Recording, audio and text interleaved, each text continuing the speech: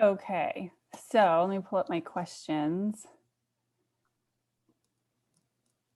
I am so excited to talk about happiness.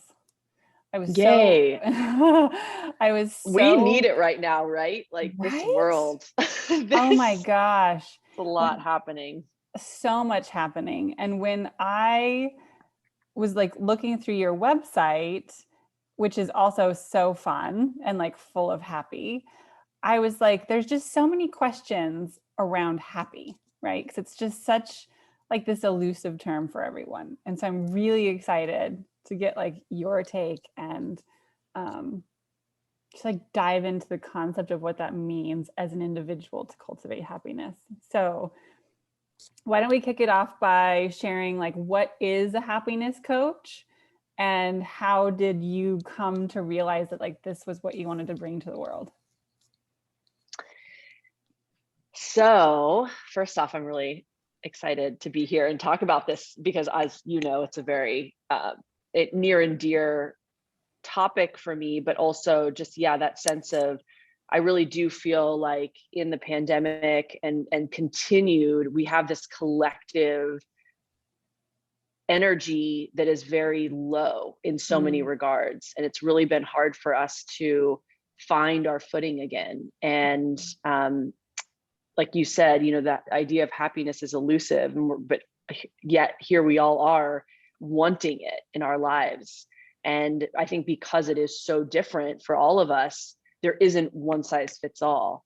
And for a long time for me, um, I felt like I was trying to, just like everyone else, I was trying to find happiness, but I was going about it in the one size fits all way, in the sense mm, of buying and listening to brands and listening to people who sold me this idea of happiness, mhm, and I never found it. No wonder, because I wasn't looking internally. I wasn't you know, really trying to understand myself on a deeper level. I was trying to find the external validation and mhm, you know, really kind of go with that idea of the ego mhm, version of happiness. mhm, And so when I think about defining happiness for me today, and how different that is from me in my 20s, is really happiness is a lot slower, mm, a lot slower pace. It's a lot more space in mhm, my day and in my thoughts. It's really being intentional, really mm, being self aware of where I'm at, what I want, how that's changing, sometimes at a daily basis, you know, mhm, if not seasonal to every year. And just being, yeah, like really that idea of self aware, being self aware and having self awareness is so big, because if we don't know what we want, mhm, we're never going to get it. If we mhm, don't know what makes us happy, we will never be happy. And mhm, so when I think about in my 20s, really up until my early 30s, I thought that following trends would make me happy. I thought that going on flashy weekend trips made me happy, because I mhm, saw these examples in the media and in mhm, advertising. And it mhm. was like, oh, like your life looks really cool. And if your life looks cool, then you'll be cool and you'll be Right, happy. right. Right. And I fully bought into that. Mhm, And the more and more I stripped that thinking and stripped that lifestyle away, the more and more connected I feel. mhm, And the more ease I have in my day, the more space I have, the more I get to do what I actually want, mhm, and feeling really connected to that idea of what makes me happy. And so mhm, now I really do feel like I've been able to attain mm, that happy lifestyle that I'd been searching for and putting money into, mhm. you know, in the opposite direction for so long. It's interesting because it feels like I went through a period of time where there's this idea of like what you're saying, if just this thing outside of me would change, then I would be happy. It's like you hear people say like, if I, if I just lost 20 pounds, I would be happy. If I just had a good, like a bunch of money, I would be happy. Like there's all of these external factors that we put our happiness on. And there've been like I know there's been so many conversations of like, well, you have to be happy where you are now in order to be happy with what's on the outside. So it's like, was that part of the process for you? Like kind of stripping, like what was the process of stripping that away? And I love that reflection, because you're 1,000% right. Like, and when you think about keeping society happy, it's like we're always one step away from having that thing, because if we're not, then we're not going to be motivated to go get the next thing or get the next job, or buy the house, or whatever it is, right? And so we think about like that forward momentum and kind of the dangling carrot in front of the horse. It makes sense why we have been conditioned to continually want, like, even a new edition of the phone comes out. Oh, great. Get that new one because you want to be, up and coming. You want to be Right. cool. You want to be perceived all these certain ways, right? Right. That we've put this intrinsic value on.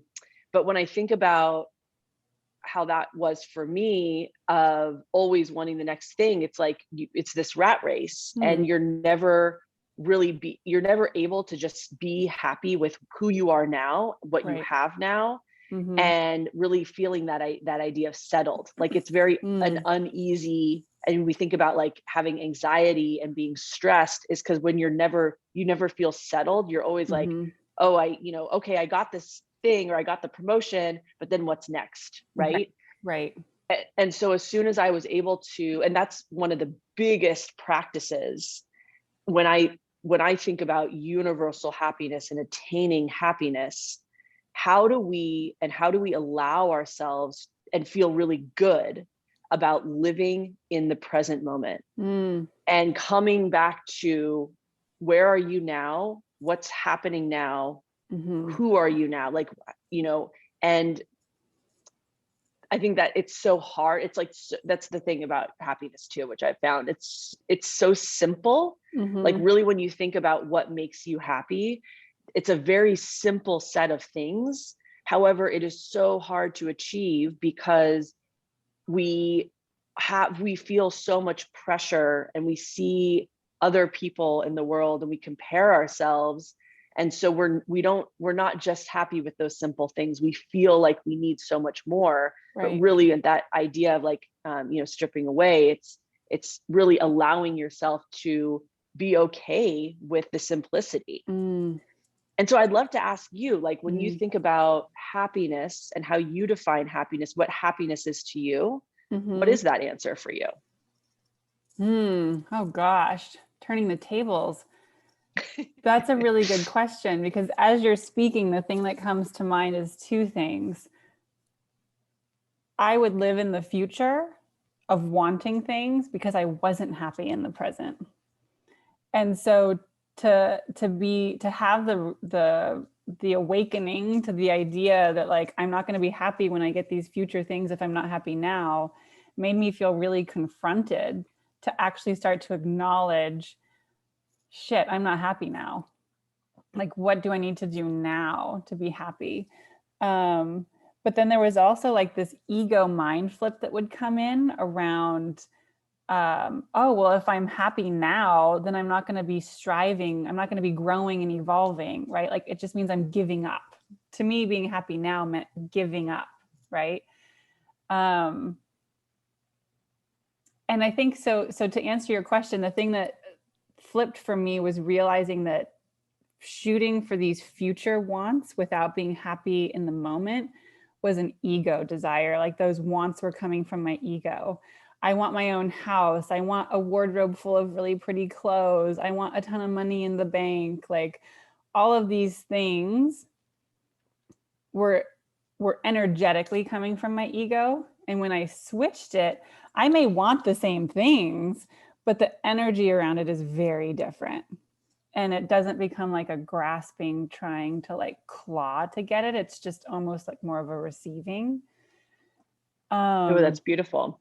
So for me, happiness is so much like yours, like spaciousness, to have quiet and connection with my thoughts and my babies and my husband, and like go on adventures in the world and explore and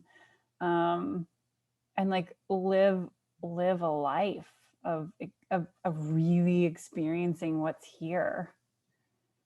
Oh, Yeah. oh, I love that. And, you know, going back to that idea of simplicity, right? Everything you mentioned, like, it is just so simple because Mm-hmm. it's you in your purest form. Mm-hmm. And it's not a bunch of fluff. You didn't name that, oh, hey, like, you know, a big, like, 5-story or, you know, maybe 5-bedroom home with, is that thing that makes you happy. It's more about the connection. It's more Right. about the connectivity. Right. Right. And so when we are able to really identify that and really lean into that, and Mm. that's why it's so challenging, because it is Right. really hard. It's really hard to, our society doesn't celebrate simpleness in that Mm-hmm. sense, right? It's Mm-hmm. more, it's about consumption. It's about, Right. you know, what do you have, who, Yep. like, and you know, even that question of when we meet, when we're at, like, you know, the mixer or the networking thing, it's around what do you do for Right. work. It's Right. not about who are you, like, Mm-hmm. you know, who do you want to be. Right. It's more about what do you do, and Mm-hmm. that doing that work, then it's like, okay, well, now because you work, you make a paycheck, you can have these things, and you know, and Mm-hmm. that's the validation that we Mm-hmm. have in our society. It's not about, we don't really validate for the simplicity Right. in that sense, right? It's so true. I mean, it makes me think of fashion, right? It's like we buy brands because they symbolize something like, oh, I have enough money to go buy the Gucci. I have enough money to go buy the Prada. Like it's a status symbol, as opposed to what fabrics do I feel good in? What clothing do I want to use to adorn my like physical temple? Like, you Mm, know, yeah, I just got shivers because you're so right. It's like, how does it make you feel? mm-hmm, Right. And so thinking about that self-awareness, are we going for the name because it's a name, right? That's like the external validation, mm-hmm, or internally, like, how does it make you feel? right. Oh That's gosh, beautiful. so many things, right? Like I love that you bring in external validation because so many times like that's what makes people feel happy sometimes because it's really catering to something inside of them that doesn't feel validated and worthy in and of itself. And so it's almost like what you're saying is bringing that space of happiness back to the internal space. 1,000%. Yeah. Yeah. And it's interesting, you know, you talked earlier about, you know, that idea of like, always, there's always something, we can't just be settled, right? Mm-hmm. And I think when I, in my 20 up, you know, in my teens and up into my 20s, I always thought happiness was something that I would have later in life, Mm. because there was certain things that I had to do Right. before I could even feel happiness. So Yep. like you know, mentioned, like having X amount in my bank account, having a certain job title, Yep. you know, having traveled the world, or, you know, had like some notoriety, right, from Mm-hmm. my friends, and maybe even the amount of friends I had, the amount of Mm-hmm. relationships I held. Mm-hmm. And maybe put, actually, to be honest too, like, was I married? You know, Right. if I was married, that was going to add to my ability to be happy later in life. Mm-hmm. And it that conditioning and that thinking that I had Yeah. is so far from what it's like. We are able to be happy now. We just, you know, and I'm curious, where did I get that conditioning? Is that Mm. something that I learned from my parents? Is it something I learned from society? Is it something I learned from media? And really, I think it's a mix of Mm-hmm. everything, right? Yep. Yep. But that belief that you can't be happy until you have these certain things Yep. is absolutely not true, because Mm-hmm. we, you know, we can be happy now just as much as we can be happy at any age of our life. Yes. It reminds me of the programming that you go to school, you go to college, you get a good job, you make a lot of money, hopefully, and then you retire, right? There's like this step, this sequence that we have to go through. And it's like almost the same thing with happiness. Like you do like you do the things, you achieve these like society can like approved Yeah. little steps. Approved. I love that. Yeah. Yeah. And then Yeah. all of a sudden you're happy and it's like, wait a second, actually I'm not.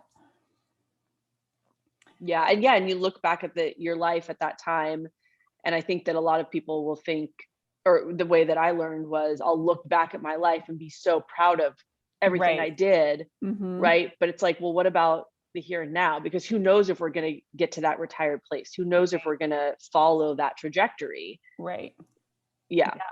So when you work with people, how do you help them differentiate between, like, if they come to you, like, what are some of the things clients come to you and say, like, I want to be happy? Like, how do you differentiate between their soul happy versus their ego happy? Like, is that, you have to like kind of like help them navigate that path? Yeah. So when people come to me, they're either, and it's a mix, but a lot of it is either going through some transformation in their life. They want to get out of the job that makes them unhappy. They want to get out of a relationship that makes them unhappy. They want to, shift their mindset Mm-hmm. because they're, maybe experiencing a lot of anxiety, a lot of stress, and they're kind of continually in that low frequency place, and they want to experience more Mm-hmm. happiness and high frequency and joy in life, Mm-hmm. right? Or similar to me, they're starting to understand that the lifestyle they have isn't helping them sustain happiness.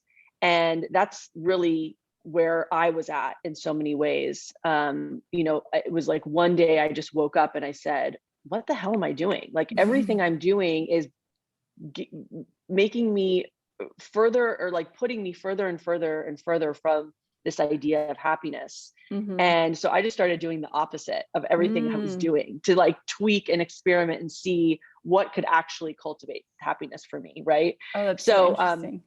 Yeah. And so I think there's, it can really be all across the board in terms of who I'm working with, and kind of what that catalyst is for someone to say, I wonder, like maybe I'll talk to a happiness coach and see what that is. But it really covers so much of our life. So when I use happiness coach, because I'm very, I've wanted to experience happiness my entire life, and I really cultivated that for myself. But when you think about a life coach, that's very similar as well. And so I've created this framework called the 6 elements to sustained happiness. And what we talk about, so for each individual, this is a framework that is across the board. However, we get really specific in these one-on-one conversations to really help people understand, and as they're trying to define their version of happiness, how they are in these 6 elements. So the 6 elements are where your mindset is, where your mental well-being is at, what your daily routine is, and then that ladders up to what your lifestyle is, what your environment is, like, what your home environment is, what your work environment is, where are you going on your time off, what your money is, how you're spending your money, how you're earning your money, relationships, what relationships you're cultivating in your life, what community you've created around you. And then the 6th is what your career is and what your work life is. And so we go into detail into each of these elements to really understand where you're at, right? It's kind of like that analysis of where you're at now, what in your mind could make you happier. Like when you think about, if what environment makes you the most happy, and then are you cultivating that? Like, do you actually have that? And what little small shifts could you do to have more happiness throughout your day? And then that extends into your overall life. Wow. I love that it's a holistic approach. Like it really feels like you touch on all the different pieces. Yeah. And I think the framework has been really helpful, because to answer your question in terms of how I'm working with clients on an individual level, it has to be very individual, because right, everyone is at a different place in their life. Everyone has a different life. Everyone has a different definition of happiness. And so this framework has been really helpful in the sense of, these are the areas that we're going to look into. And those conversations are very, very bespoke in the sense that they will go and evolve and and develop and build in very different ways for each different person.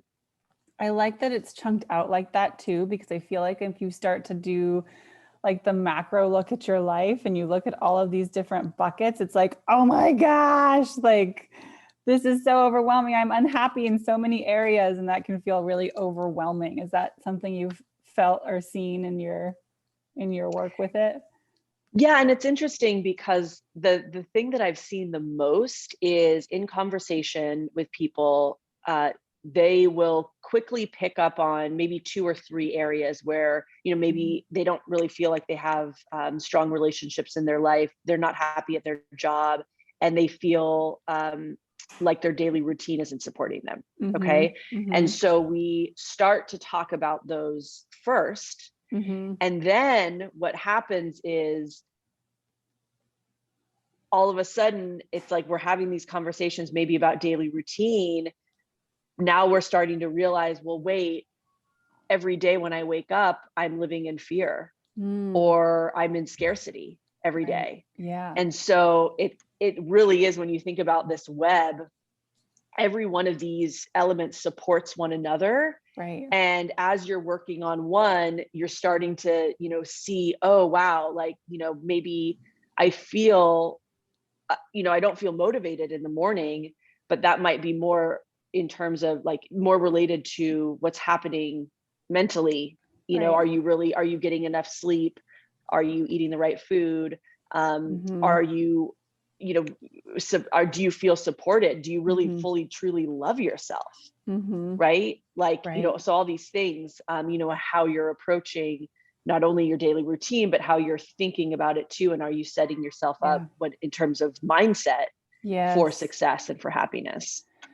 The mindset I feel like is huge too, because I just think about like, let's take like your career container, right? And you think like, oh, I want this really great, beautiful career, and this is the thing I want to be doing, and that would make me feel happy in like a genuine sense.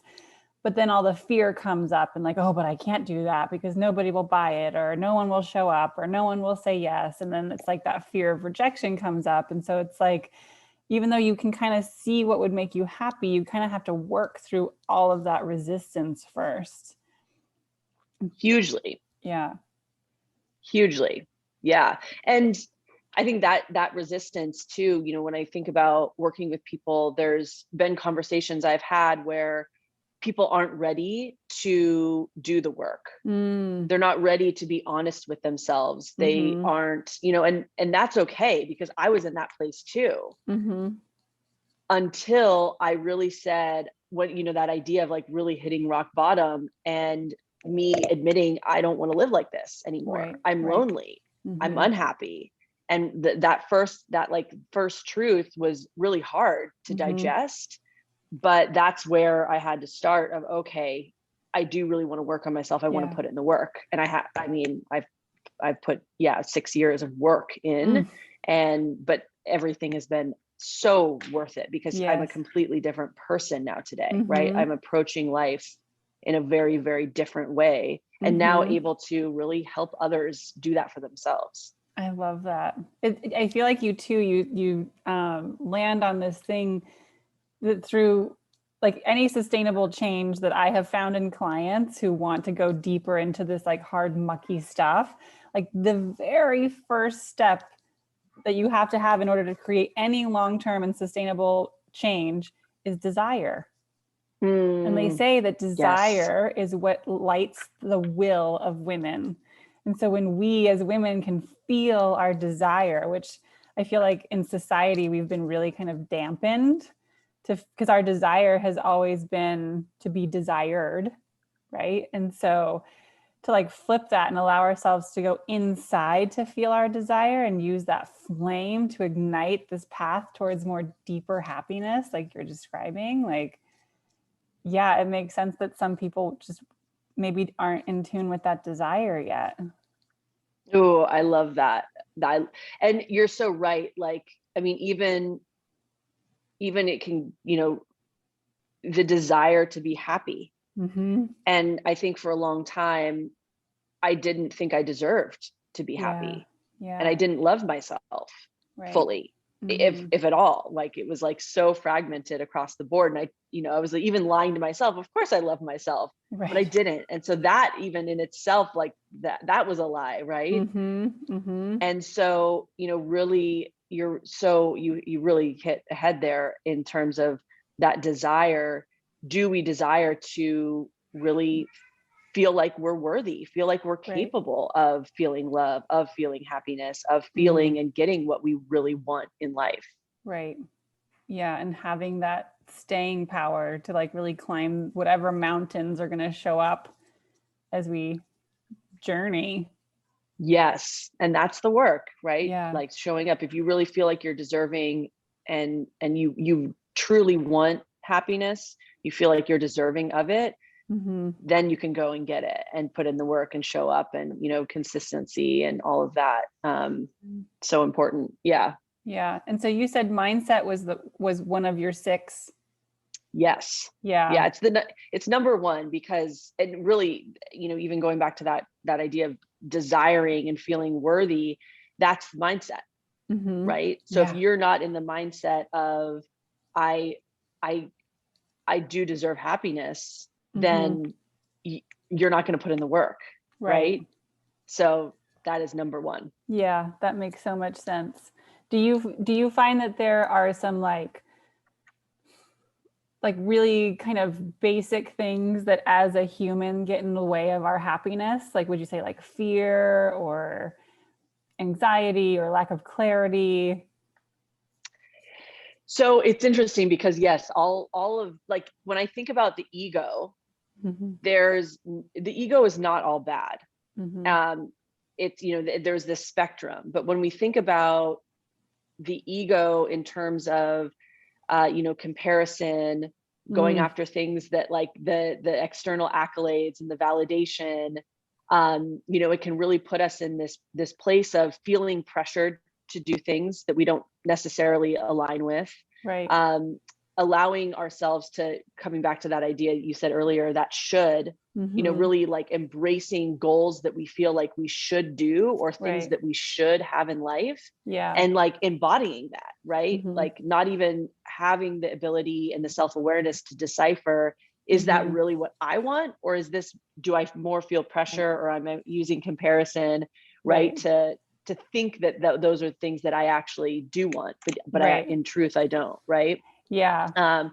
Yeah. And fear, I think, I mean, we talked about media a little bit earlier, but when I look at mainstream media, it is all fear-based. And so if we're continuing, we talked earlier too about that collective state that we're in now. Yeah. And it's like when we are constantly shown these ideas, or, you know, kept in fear based on headlines, or, you know, news stories, all that thing, all of that,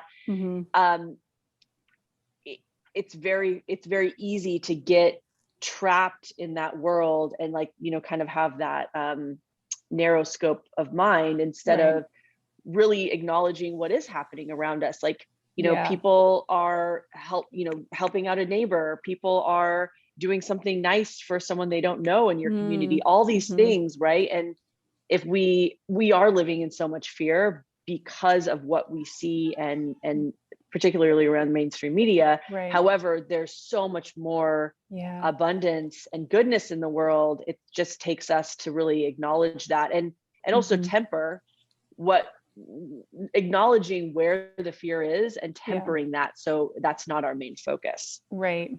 You know what it makes me think of is like, you come to the realization that you want a deeper sense of happiness, and you know, we find our way to you, and we're like, okay, can you just make me happy with my life, right? Like there's almost this idea that if I was happy, I should be able to weather any storm, right? Like live in this bubble of happiness. And I feel like that's almost like another piece of it, where it's like, just because you have an internal compass of happiness doesn't mean you're going to be happy regardless of what's going on in your environment. And I feel like that could be really confronting for some people, to be like, I just want to be happy, but like, oh shit, I'm actually not happy in my job. And then like having that realization and being like, crap, what am I going to do about it? Or like, oh my gosh, I wanted to be happy in my relationship, and I was hoping you could like teach me how to be happy in my relationship, but in reality, this is not the relationship I want. And like, oh no. Well, and it's interesting, you bring up an interesting like segue into this. So this idea of high frequency is something that I've been talking a lot about recently. And so when we think about high frequency, a lot of the time we go into this place of like it, positive, like good vibrations, right? Like always happy, right? And not really looking at that on a spectrum level as like high frequency is good, low frequency is bad, right? And so really it's interesting because I've started to explore more and more in terms of high frequency on a spectrum level, where there's that idea of quote unquote good and bad, or like high and low in this idea. So when you think about, yes, I want to be happy, we think about that's, there's a lot of energy. We're like, smiling, laughing, all the things, right? But when I really look at, okay, happiness isn't always joyful. Right. Because really when I think about, and this comes down to even deeper of like, when I think about happiness and what makes me happy, yes, there's a lot of contentment, enjoyment, ease in my life, right? And there's also expansion, there's challenge, there's learning, there is, and those things aren't comfortable all the time, right? And so coming back to this high frequency, so in the moments of growth and discomfort, I know when I'm uncomfortable that I'm growing and that I'm learning. And so I, in my mind, even though it doesn't feel good in the moment and I'm moving through the emotions and I'm, crying my eyes out, or I feel really sad, I know that I am doing something and I'm going through life in a way that's helping me expand. And so even though it doesn't feel happy in the moment, I am happy for those experiences because they're moving me through. Yes. Which I feel like ties us right back to the fact that you had the desire to traverse this cavern to get to this new state. So like all of the challenges along the way are just being sustained by that deeper desire to change. Yes. Yes. I love that. And I think the best example I can think of, we were talking about relationships earlier before we jumped on, is so one of the things that makes me happy and the things that I want in life, one of the desires I have in life is to cultivate really strong, meaningful, deep relationships, right? And this is one of the 6 elements, the relationships we have in the community we built. However, those relationships, especially on that deep, intimate level, don't just manifest, right? We have that idea of cultivating, we have to work at them. And so even in those moments of me having the self-awareness of, okay, this is what I need, getting really clear on what I need from people in my life, and then taking the action to have the conversation to ask for what I need or speak up and advocate for myself in the moment, those are not fun, easy conversations, right? They're very vulnerable. They're very uncomfortable. However, in that moment of like, and you could say maybe low frequency because it feels like, painful almost at the time, right? I know that conversation, regardless of how it goes, if the person reciprocates or not, or, we're still moving through, and I'm advocating for what I need and want, and I'm trying to create more intimacy, create more depth in my relationships. And so that makes me happy, because I'm working towards this overall arching goal in my relationships. And so when you coming back to that idea of high frequency, even though it may not feel like, oh, this is a good conversation, I mean, it is in so many ways. Yes, it was uncomfortable, but it's getting me closer to what I want in life. So so I can say it's high frequency because it's creating good, positive energy and moving me closer in life. And I feel like it's so like It's like a labyrinth. I mean, sometimes Yeah, you're going to just like it bang it really out of is. the park, right? And you'll be like, yeah, I had some boundaries. And other times you'll be like, oh, I didn't do that so well. But it's like, it's, you are literally creating new ways of energetically showing up and operating in the world. And it's going to be chunky, right? And it's going to be clunky, but you're doing it. And that's the umbrella of happiness. It really is. Yeah. And I think really coming back to that idea of self-love, like if you, one of my mantras in life is be better every day. And Mm-hmm. some days, that's not action oriented at all. It's more about Mm-hmm. taking care of myself. Yeah. Right. And so really like understanding what I need and giving that and allowing that in that moment. Right. Right. And like accepting that, like we're Mm-hmm. all human. Right. Right. And so that's been a really interesting journey in itself of just really acknowledging and like coming back to, because I think, when we think about, oh, happiness, it kind of has this, we all have this idea of what it should look like, Yeah. but we have to throw that version out Yeah. because that is even that idea of like external. If we have this idea of what it should look like, there's another Mm-hmm. should, right? Mm-hmm. Then we're chasing something that's not ours. You're We're not creating exactly. it. Exactly. Yeah. Yes. I love that. It made me think of something that totally whispered outside of my ear and I can't remember it, but it's I just love that of like the like flipping it inward and that can be really scary. It can be really it was the shift of how like our society prizes doing, right? And so it's like this idea that we always have to be doing something in order to be happy. And what you're talking about here is like shifting to just the essence of being, like just being with yourself and cultivating the happiness from that, which is just like a huge shift from how we're Yeah. taught. And loving that version, right? Yeah. Loving the version that isn't Do. doing. Yeah. Yeah. Oh, oh my gosh, that's a huge one. That's a huge challenge right there.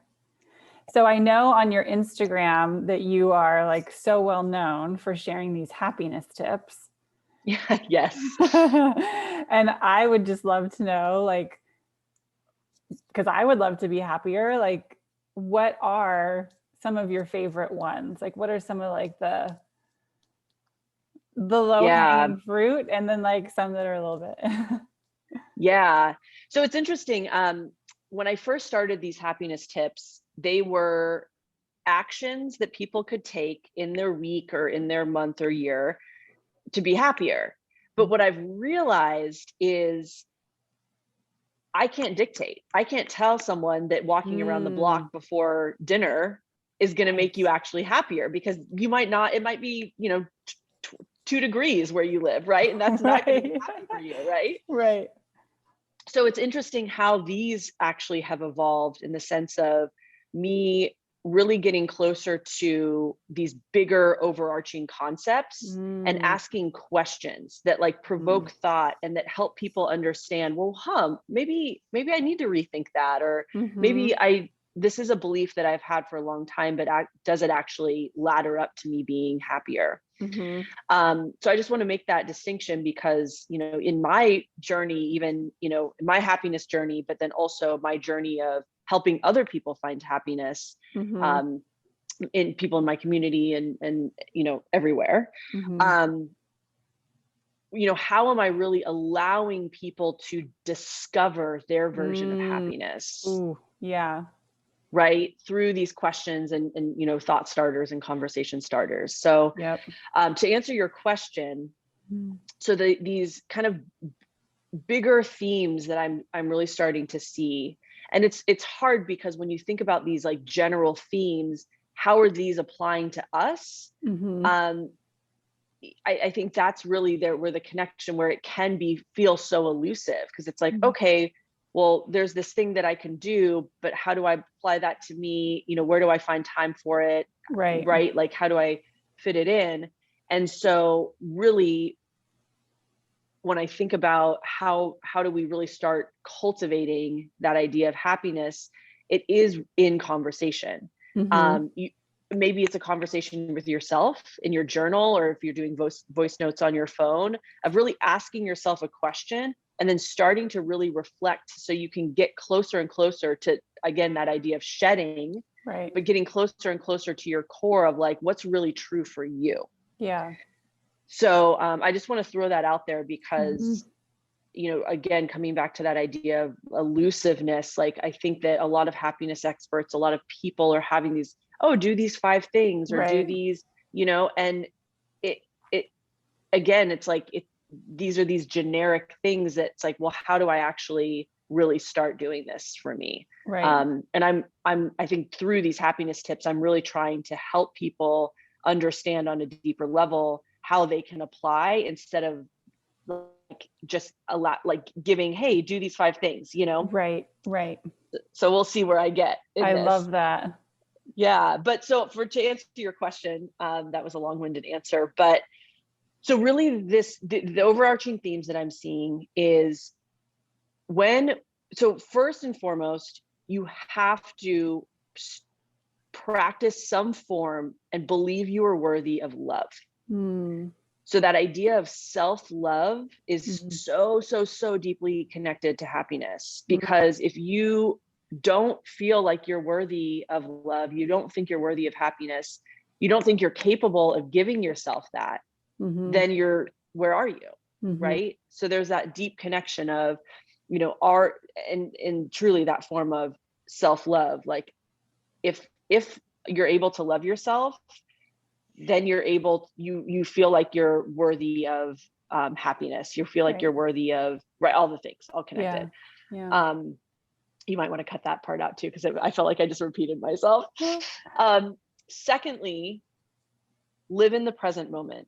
Mm. So what I notice, and this is from like my anxiety and my stress, I feel so much anxiety when my mind drifts into the past. I'm Mm. regretting decisions I've made. I'm trying to like, oh, why did I do that? I'm not loving myself because I'm second Mhm. guessing myself. And I'm like, you know, totally Yeah. disconnected from like, you know, being able to do it again. There's no Yeah. do-over, right? Right. Right.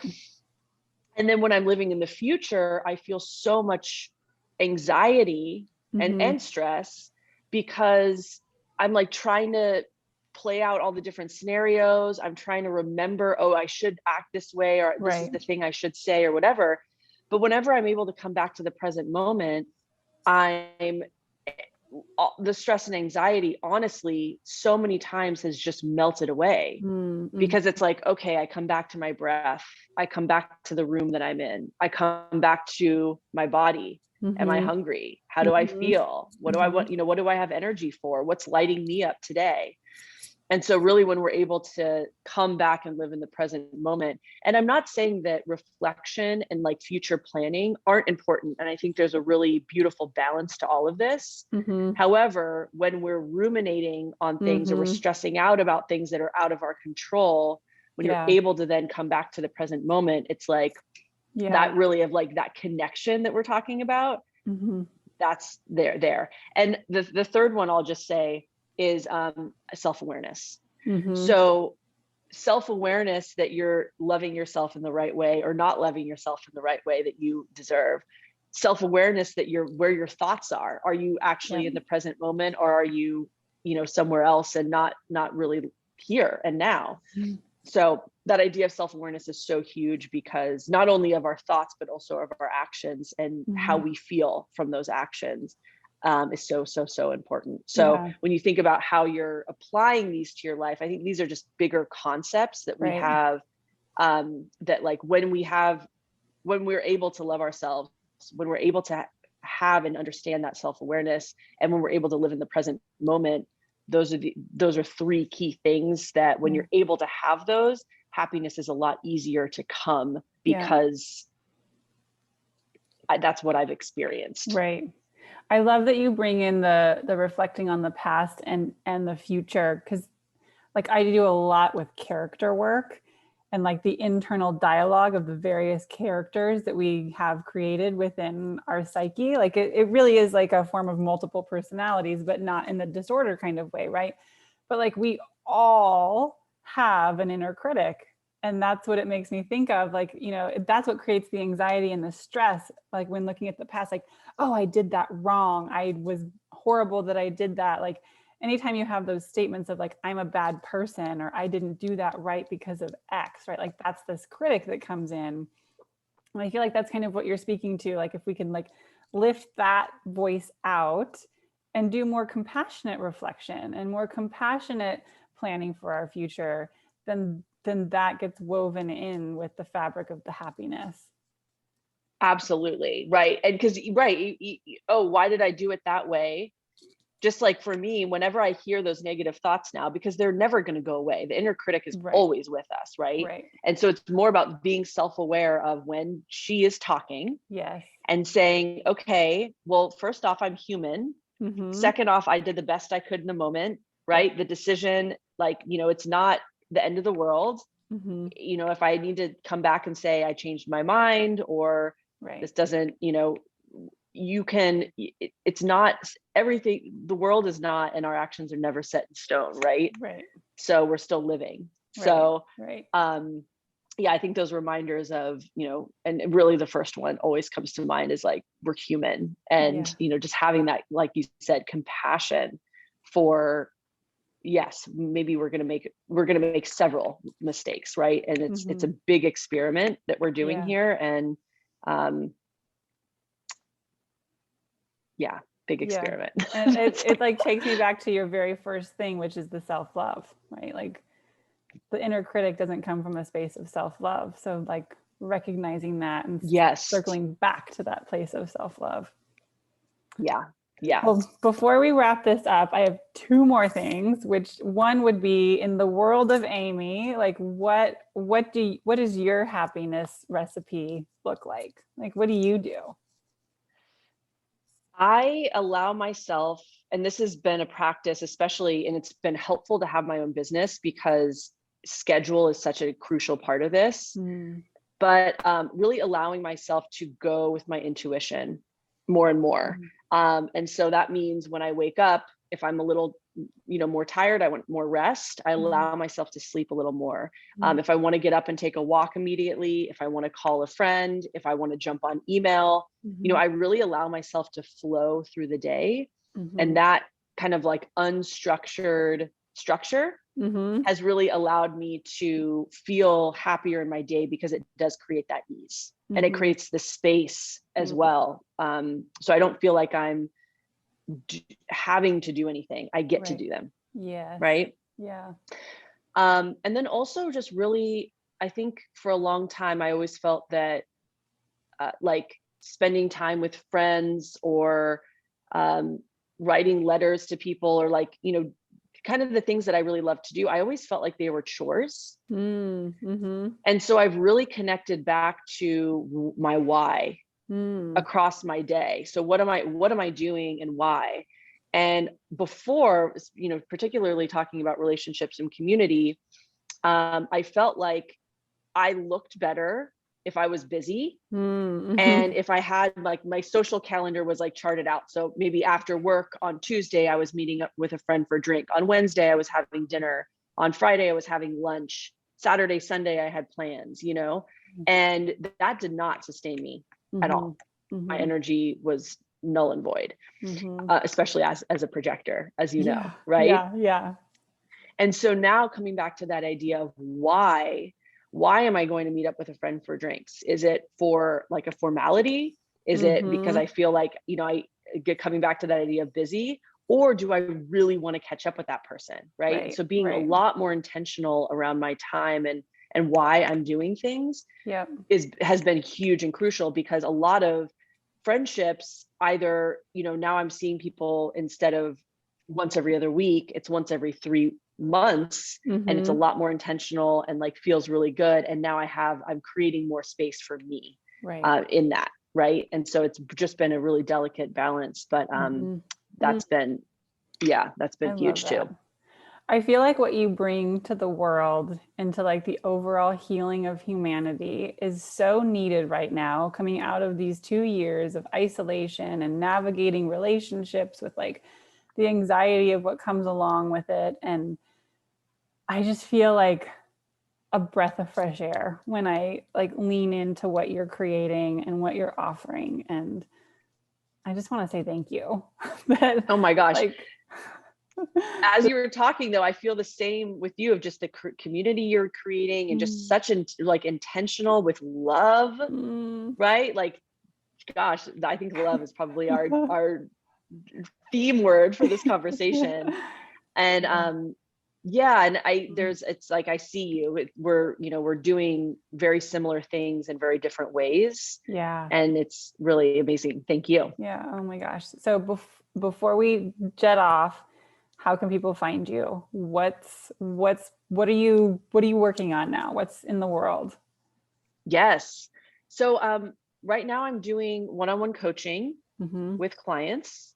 And then I'm also looking at this idea of the great resignation happening, and a lot of people Mm. either leaving their jobs to find other jobs or start their own business. And so I'm really thinking about happiness in the workforce, Mm-hmm. and what are these key components of um, work environment, company culture, right? And how we can create more happiness in Ooh, those environments. So that's yeah. been really exciting. That's really Um, exciting.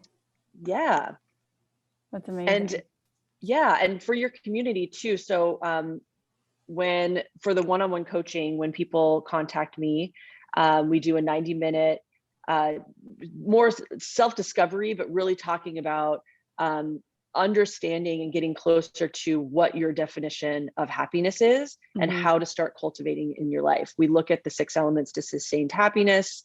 We really kind of evaluate what you're doing in your day to day, and really start to understand how you can be shifting on a very small level, shifting your life, and kind of these bigger thinking, Yeah. bigger picture things to really start cultivating happiness. And so Yeah. I offer those, they're a paid session, but I'd Mm-hmm. love to offer your community $25 off Oh my gosh, thank you. those 90-minute sessions. Yeah. So Yes.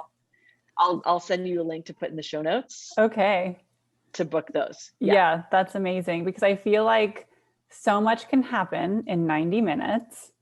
And it just reminds me of like, I feel like there's some proverb out there. It's like you drop a pebble and it sends ripples out, right? So it's like you make these really tiny shifts and it can just expand exponentially out into your world. So I love that.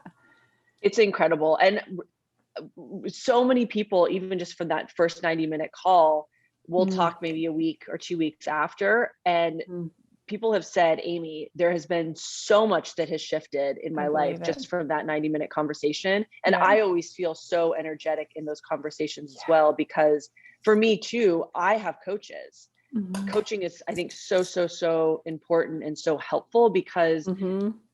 when we're able to have conversations, when we're able to know and trust someone, and know that they're holding space for us, and Yes. be okay with them asking those hard questions, Yeah. it really can expand our mind in Mm-hmm. such profound ways. Yes, having someone there that is dedicated to listening and holding space just for you is huge. I mean, even if you call your best friend, at some point the conversation is going to go to her or him or them and like what they need in life, but to have like this designated container just for you and your happiness, I mean, it seems like a no-brainer. Oh my I'm smiling right now, because like that, just those any conversation I have with anyone, just like this one, just completely lights me up. Oh, So, and I love I supporting people on this oh, journey. yes. I am so excited to have you be a part of this series. I can't wait for people to hear what you've shared today. And thank you for the generous offer of help, like the discount of getting people this space to explore with you. And I just couldn't be more thrilled that we had this time together to talk. Same, Tanisha, you're amazing. Mwah.